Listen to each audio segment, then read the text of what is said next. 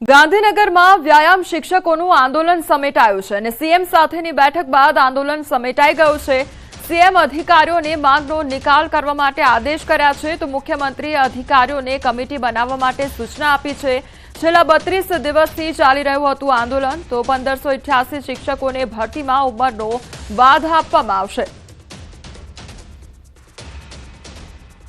આ બેઠકમાં જે વ્યાયામ શિક્ષકોની કાયમી ભરતીનો જે વિષય છેલ્લા 15 વર્ષથી ગુજરાતમાં વ્યાયામ શિક્ષકોની ભરતી થઈ નથી એ દિશામાં માનનીય મુખ્યમંત્રીશ્રીએ આગળ વધવા માટેનો હકારાત્મક અભિગમ દર્શાવી અધિકારીશ્રીઓને આ વિષયમાં ઝડપથી નિર્ણય કરવા માટે સૂચના આપી છે। માનનીય મુખ્યમંત્રીએ અધિકારીઓને સ્પષ્ટ દિશા નિર્દેશ કર્યો છે કે એક પોઝિટિવ રીતે આગળ વધી અને કમિટી બનાવો અને એ કમિટીની અંદર પણ અધિકારીઓ હોય, રાષ્ટ્રીય શૈક્ષિક મહાસંઘના પ્રતિનિધિ હોય, ક્રીડા ભારતીના પ્રતિનિધિ હોય અને ખેલ સહાયકના પણ આંદોલન કરી રહેલા એકાદ બે પ્રતિનિધિ હોય। આ પ્રકારની એક કમિટી બનાવી અને જે પ્રકારે આંદોલનના વિષયો હતા એ વિષયોને ન્યાય મળે।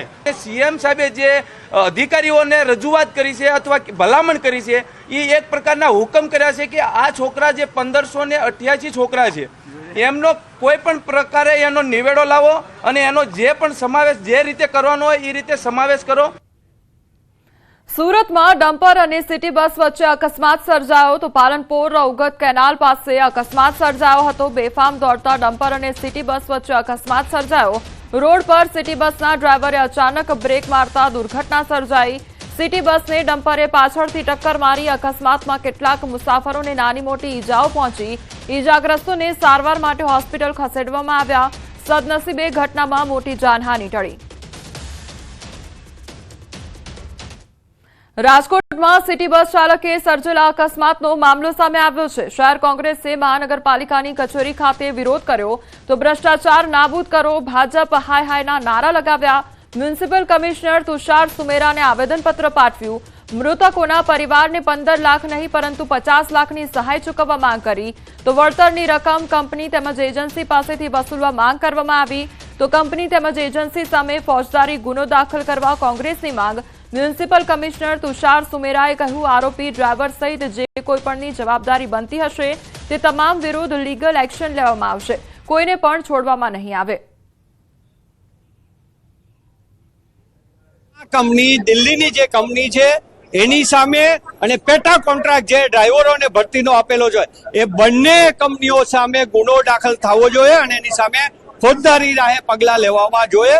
જે કલમો ડ્રાઈવર ઉપર લગાડવામાં આવી છે એ જ કલમો આ કંપની અને કંપનીના માલિકો સામે લગાડવામાં આવે।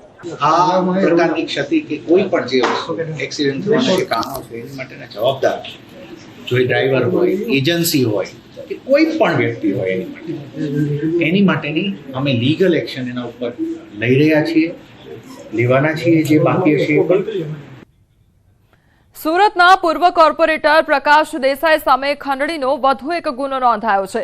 જેલમાં બંધ પ્રકાશ દેસાઈ સામે ત્રીજો ગુનો નોંધાયો છે। સ્કૂલના બાંધકામ મુદ્દે મનપામાં અરજી કરી બાંધકામ અટકાવ્યું હોવાનો આરોપ તો હેરાન ન કરવા બદલ 1 લાખની ખંડણી લેવાનો આરોપ તો ખંડણી ચૂકવ્યા પછી પણ આરટીઆઈની ત્રાસ આપતો હોવાનો આક્ષેપ કરવામાં આવી રહ્યો છે। સ્કૂલ સંચાલકે ઉધના પોલીસ સ્ટેશનમાં ફરિયાદ નોંધાવી હતી। અવધેશ દાઢી અને લાલુ નામના શખ્સો સામે પણ આરોપ લગાવવામાં આવ્યો છે। વર્ષ 2013ની ઘટનાનું પુનરાવર્તન 2024માં ફરીથી થતા ફરિયાદ પ્રકાશ દેસાઈ સામે અગાઉ પણ 2 ગુનાઓ થઈ ચૂક્યા છે દાખલ તો હાલ લાજપોર જેલમાં કેદ પ્રકાશ દેસાઈ સામે વધુ એક ગુનો નોંધવામાં આવ્યો છે। જેલમાંથી છૂટવા દેસાઈએ કરેલી જામીન અરજી કોર્ટે ફરી ફગાવી છે। આણંદ શહેરના વોર્ડ નંબર 5માં વીજળી બોર્ડની આડોડાઈના કારણે લોકોને ગરમીમાં શેકાવાનો વારો આવ્યો છે। વોર્ડ નંબર 5માં સ્થાનિકોના કહેવા પ્રમાણે 500 સોસાયટીઓ આવેલી છે પણ એમજીવીસીએલ કોઈપણ જાણકારી આપ્યા વગર વીજ કાપ કરતું રહે છે, જેના કારણે બાળકો, મહિલા અને વૃદ્ધોને ભારે હાલાકીનો સામનો કરવો પડતો હોય છે। સ્થાનિકોના આરોપ છે કે એમજીવીસીએલ બપોર અને રાત્રિના સમયે પાવર કાપ કરે છે જેથી ગરમીમાં રહેવું મુશ્કેલ બન્યું છે। સ્થાનિકોનો આરોપ છે કે અનેક રજૂઆતો બાદ પણ નિરાકરણ નથી આવ્યું। લાઇટની આટલી સમસ્યા છે। અમારા બચ્ચાઓ હેરાન પરેશાન છે, માણસો કમાઈને આવે તાપમાં ગરમીમાં હેરાન પરેશાન હોય, રાતે ઊંઘ આવતી નથી। અને લાઇટો જાય છે. પૂર્વ પટ્ટી વિસ્તાર છે, તેમાં MGVCL દ્વારા વારંવાર પાવર કટિંગ કરવામાં આવે છે. લોડ લેવા છતાં બી પાવર ડીમ પડે છે. અમુક વાર રાતે કાપ મૂકે છે, દિવસે કાપ મૂકે છે. અહીંયા આપણે ફોન મારીએ છીએ તો ફોનો બંધ આવે, સાઈડ પર મૂકી દીધેલા હોય. 2-3 કલાક પછી એ લોકો આવે. સોસાયટીઓના લેડીઝ આખો દિવસ કામ કરીને થાકી જાય. બાળકો રજાઓની અંદર કશું રમી નહીં શકતા. તો સ્થાનિકોની વ્યથાને લઈને ન્યૂઝ 18ની ટીમ આણંદ MGVCL કચેરીના કાર્યપાલક ઇજનેરને મળવા ગઈ, ત્યારે અધિકારી સાહેબ લાજવાના બદલે ગાજવા માંડ્યા અને કોઈ રજૂઆત ન મળી હોવાનું ગાણું ગાવા લાગ્યા. જોકે બાદમાં અધિકારીને સમગ્ર ઘટના વિશે માહિતી આપતા ઠંડા પડ્યા અને ઝડપથી સમસ્યાના નિરાકરણની વાત કરી. કાર્યપાલક ઇજનેરને આ બાબતની અગાઉ સૂચના આપી દેવામાં આવી છે અને કલેક્ટર કચેરીમાં સંકલનમાં પ્રશ્ન ચર્ચા થઈ હતી. તો એડવાન્સમાં અમે એમને સૂચના આપેલી છે કે કોઈપણ વિસ્તારની અંદર સવારના 6 થી 12 વાગ્યા સુધીમાં કોઈપણ વસ્તુઓનું સમારકામ કે કોઈપણ કરવું એ બાકીના સમયની અંદર ઉનાળામાં કોઈપણ જાતનો પાવર બંધ કરવો નહીં. પણ આકસ્મિક કોઈ કારણસર આ પ્રશ્નો ઊભા થતા હોય તો એનું નિરાકરણ પર તાત્કાલિક લાવવાની સૂચના આપેલી છે. આમ છતાં ફરીથી આપના આ પ્રશ્નને આપણા થકી જાણકારી પ્રાપ્ત થઈ છે તો અમે જે તે કન્સર્ન અધિકારીને સૂચના આપી દેવામાં આવશે અને આ પ્રશ્નનું તાત્કાલિક નિવારણ થાય એ પ્રકારની કાર્યવાહી કરવામાં આવશે. રાજકોટ જેતપુર સરકારી હોસ્પિટલમાં મોકડ્રીલ દરમિયાન હોસ્પિટલ તંત્રની બેદરકારી સામે આવી છે. મોકડ્રીલ પહેલા હોસ્પિટલ તંત્રના તમામ લોકોને જાણ થઈ જતા ઘટનાની ગંભીરતા રહી ન હતી. એટલું જ નહીં, મોકડ્રીલ સમયે સરકારી હોસ્પિટલનો એક સાઈડનો દરવાજો જ બંધ હાલતમાં જોવા મળ્યો, જેને કારણે હોસ્પિટલ તંત્રની બેદરકારી સામે આવી હતી. જોકે આ અંગે ફાયર વિભાગના કર્મીએ જણાવ્યું હતું કે દુર્ઘટના સમયે દરવાજો ખુલે તે જરૂરી છે. દરવાજો બંધ છે જે ગંભીર બેદરકારી છે અને આ અંગે ચીફ ઓફિસરને જાણ કરવામાં આવશે અને કાર્યવાહી પણ હાથ ધરવામાં આવશે. મોકડ્રીલના અનુસંધાને એવું કે જ્યારે પણ આગ લાગે એ સમયની અંદર તંત્ર કેટલી વારમાં અહીંયા પહોંચે છે એના માટેનું એક મોકડ્રીલ ગોઠવેલું હોય છે. પેલા આ ગેટ બંધ હતો, પછી અમે કીધું ભાઈ તમારે આ ગાડી અમારે અંદર ના આવે, એના માટે એને આ ગેટ ખોલવાયો માટે એટલે આ હોસ્પિટલના તંત્રની અંદર એને જોવું જોઈએ કે આ આપણે ટાઈમે મેન્ટેનન્સ કરાવવું જોઈએ અને એને ખોલવા જોઈએ. રાજકોટમાં તોરણિયા ગામના સ્થાનિકોના ધરણા અને રાહતના રૂપિયા માટે ગામ લોકોના ધરણા જોવા મળ્યા. તો તાલુકા પંચાયત કચેરીના મેદાનમાં ધરણા કરવામાં આવ્યા. મનરેગા હેઠળ રાહતની કામગીરી કરાઈ હતી. વેતનની ચૂકવણી ન થતા લોકો ધરણા પર બેઠા, તો અધિકારીઓ પૈસા માંગતા હોવાનો સરપંચ દ્વારા આરોપ પણ કરવામાં આવ્યો છે. તો મનરેગા હેઠળ રાહતની કામગીરી કરવામાં આવી હતી, તેને લઈને વેતનની ચૂકવણી ન થતા લોકો દ્વારા ધરણા કરવામાં આવી રહ્યા છે. સંવાદદાતા મુનાફ અમારી સાથે જોડાઈ ગયા છે. મુનાફ, લોકો દ્વારા ધરણા પ્રદર્શન કરવામાં આવી રહ્યું છે, કયા પ્રકારની પરિસ્થિતિ છે, શું માંગ છે? બિલકુલ ચોક્કસ. ધોરાજી તાલુકાના તોરણી ગામમાં લોકો પંચાયત ખાતે ધરણા માટે પહોંચ્યા હતા અને તોરણીના રાહતના રૂપિયા માટે લોકો ધરણા પર ઉતર્યા હતા. તોરણીયા ગામના અંદાજિત 150 થી 200 વ્યક્તિ તાલુકા પંચાયત કચેરી મેદાનમાં ધરણા પર બેઠા હતા અને તોરણીયા ગામના પંચાયત નાણાક અને મનરેગા હેઠળ રાહતની કામગીરી કરવામાં આવી હતી. ફેબ્રુઆરી આજ દિવસ સુધીમાં લોકોને વેતન ચૂકવવામાં હાલાકીનો સામનો કરવો પડ્યો છે. વેતન ચૂકવવામાં આવ્યું નથી. તાલુકા પંચાયત કચેરી તંત્ર અને એન્જિનિયર મામલે સરપંચ પર આક્ષેપ કર્યા છે અને તોરણીયા ગામના ગ્રાન્ટમાં અધિકારીઓ પૈસા માંગતા હોય તેવો આક્ષેપ બી કરવામાં આવ્યો છે. રાત કામ કરતા લોકોને પૈસા નહીં આપવામાં આવે તો ઉગ્ર આંદોલનની ધમકી આપી હતી. જી મુનાફ, સમગ્ર માહિતી બદલ આપનો આભાર. મોટા શહેરો તો ઠીક, પણ હવે નાના શહેરોમાં પણ રખડતા ઢોરનો ત્રાસ વકર્યો છે અને વડોદરાના ડભોઈમાં રખડતા ઢોરનો ત્રાસ હવે માથાનો દુખાવો બની ગયો છે. ડભોઈ પેટ્રોલ પંપ નજીક રખડતા ઢોર વચ્ચે જંગ જામ્યો છે અને રહીશોના જીવ અર્ધ થઈ ગયા છે.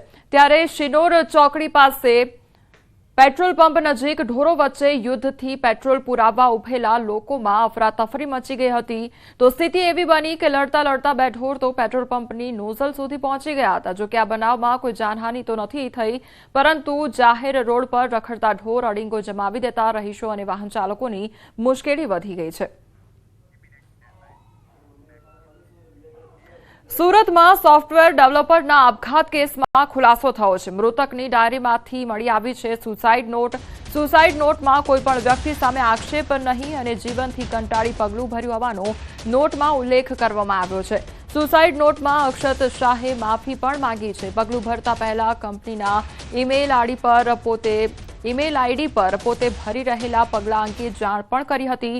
જો કે હોટલ પર પરિવાર પહોંચે તે પહેલા અક્ષત શાહે હોટલના ચોથા માળેથી મોતની છલાંગ લગાવી હતી। તપાસમાં ખુલાસો થયો છે કે મૃતક અક્ષત શાહનું વાર્ષિક પેકેજ 50 લાખ રૂપિયા હતું અને દર મહિને 4.15 લાખનો પગારદાર હતો। તો મૃતક પાસેથી લેપટોપ, મોબાઈલ, બેગ અને ડાયરી પણ કબજે કરી લેવામાં આવી છે। सबको अपने जीवन के प्रति निराशा जाहिर की हुई है और घर वालों से माफी मांगी हुई है और सबको कि मुझे माफ कर दीजिए और इस तरह से मैं यहाँ रहने लायक नहीं हूँ, मुझे घुटन हो रही है, इस तरह की चीजें उसमें लिखी हुई है। किसी के ऊपर कोई आरोप प्रत्यारोप घर वालों पे या बाहर के व्यक्ति पे उसमें नहीं किया गया है। वो हैंडराइटिंग जो है वो उनकी जो पुरानी स्पेसिमेन हैंडराइटिंग है उसके साथ में हम लोग मैच करवा रहे हैं। इससे पहले उन्होंने करीब 5 बजे अपनी कंपनी को एक मेल भी किया। नीलांशु जो कंपनी है सीईओ उनको एक मेल किया। દાહોદની જાલોદ એપીએમસી ખાતે બીજા ટર્મની ચેરમેન માટે ચૂંટણી યોજાઈ અને જેમાં ધારાસભ્ય મહેશ ભૂરિયા બિનહરીફ જાહેર થયા છે। ભૂરિયા સતત બીજી ટર્મ માટે વિજેતા જાહેર થયા છે। યોજાયેલી ચૂંટણી પ્રક્રિયામાં 17માંથી 15 પ્રતિનિધિ હાજર તો 2 ગેરહાજર રહ્યા હતા। એપીસીએમવી ચેરમેન પદ માટે મહેશ ભૂરિયા દ્વારા ઉમેદવારી નોંધાવવામાં આવી હતી તો સામે અન્ય કોઈ પણ વ્યક્તિએ ફોર્મ ન ભરતા મહેશ ભૂરિયા બિનહરીફ ચૂંટાયેલ જાહેર કરવામાં આવ્યા। ખેતીવાડી વિકાસ સમિતિના જાહેરનામા મુજબ બીજી ટર્મ માટે ચેરમેનની ચૂંટણી માટે હું મહેશભાઈ સોમજી ભૂરિયા એ ઉમેદવારી કરેલ છે અને બીજી ટર્મના ચેરમેન તરીકે બિનહરીફ ચૂંટાયેલો જાહેર ચૂંટણી અધિકારી કરેલ છે। પગની સારવાર માટે સગા સંબંધી પાસેથી રૂપિયા ન મળતા એક યુવક મિત્રો સાથે મળી ચોરીના રવાડે ચડ્યો। જોકે ચોરી કરવા માટે રિક્ષાનો ઉપયોગ કરવો આરોપીઓને ભારે પડી ગયું। અમદાવાદના મણિનગરમાં આવી જ એક ચોર ગેંગને પોલીસે પકડી પાડી છે। જયનગર સોસાયટીમાં માતાજીની મૂર્તિ, સોના ચાંદીના દાગીના અને આઈફોન સહિતના મુદ્દામાલની ચોરીનો બનાવ બન્યો હતો। આ કેસમાં પોલીસે મોહસિન શેખ તેમજ સમીર ખાન પઠાણ, સરફરાજ અંસારી અને મુસ્તફા શેખ નામના 4 આરોપીઓની ધરપકડ કરી હતી। પૂછપરછમાં ખુલાસો થયો કે સમીર ખાન ઉર્ફે કાણિયો પઠાણને પગમાં સળિયો નાખેલો છે અને તેની સારવારમાં પૈસા ન મળતા તે ચોરીના રવાડે ચડ્યો હતો। જે મુખ્ય આરોપી છે સમીર ખાન એને અગાઉ ઓપરેશન કરીને અને સળિયો ફિટ કરાવેલ હોય, જે કાઢવા માટે તેણે તેના મિત્રો પાસે પૈસાની માંગણી કરેલી પણ પૈસા મળેલ નહીં, જેથી તેને આ ચોરી કરેલાની કબૂલાત કરેલ છે। બાકીના આરોપીઓને પણ આર્થિક સંકળામણને કારણે આ ગુનો આચરેલાનું કબૂલાત કરવામાં આવેલ છે। આ ચોરીને અંજામ આપવા આરોપીઓએ રિક્ષાનો ઉપયોગ કર્યો હતો અને આ જ રિક્ષાએ આરોપીઓને જેલ સુધી પહોંચાડી દીધા। પોલીસના મતે આરોપી સમીર ખાન પઠાણ અગાઉ 14 ગુનામાં પકડાઈ ચૂક્યો છે અને 2 વખત પાસા પણ ભોગવી ચૂક્યો છે તો અન્ય આરોપીઓ પણ ગુનાહિત ઇતિહાસ ધરાવે છે। પકડાયેલા 4 આરોપીઓ શહેરના ફતેવાડી વિસ્તારના રહેવાસી છે। ચોરી કરવા માટે તેઓ મોડી રાત્રે રિક્ષા લઈને નીકળતા હતા અને બંધ મકાનને જ ટાર્ગેટ કરતા હતા। જો કે તપાસ દરમિયાન અન્ય ગુનાનો ભેદ પણ ઉકેલાય તેવી શક્યતા છે।